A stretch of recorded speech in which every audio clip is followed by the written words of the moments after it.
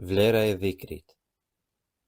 Ebu Hurera radiallahu anhu tregon se pejgamberi alayhi salatu wassalam ka thënë: A dëshironi t'ju tregoj për një vepër që është më e dashur dhe më e lavdëruar tek krijuesi juaj dhe do ta ngrej më shumë shkallën tuaj.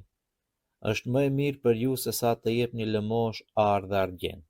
Është më e mirë për ju se sa të takoheni me armikun dhe t'u ahiqni kokat atyre, apo t'ju aheqin kokat juve. Të pranishmit thanë: Gjithsesi o i dërguari i Allahut. Pejgamberi alayhi salatu wassalam tha: Dhikri, përmendja e Allahut të Madhërisëm. Dhikri është siguri nga hipokrizia, nga se hipokritët e përmendin shumë pak Allahun. Allahu i Madhërisëm thot: Dhe fare pak e përmendin Allahun. Është fidani i xhennetit. Kur pejgamberi alayhi salatu wassalam shkoi në Mirax, u takua me Ibrahimin alayhi salam.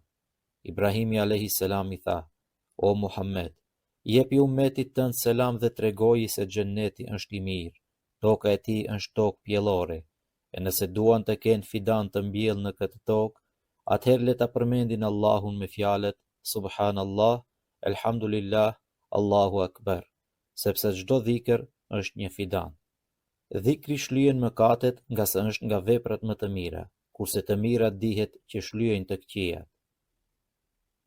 Thot pejgamberi alayhi salatu wassalam: Kush thot Subhanallahi wa bihamdihi 100 herë në ditë, i fshihen mëkatet edhe në qoftë se janë sa shkuma e detit.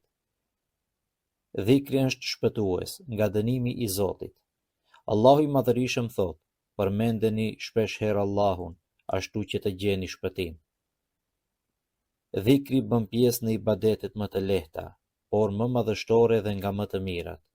Pejgamberi alayhi salam ka thënë: Dy fjalë janë të lehta për gjuhën, të rënda në peshore, të dashura për të gjithë mëshirshmin.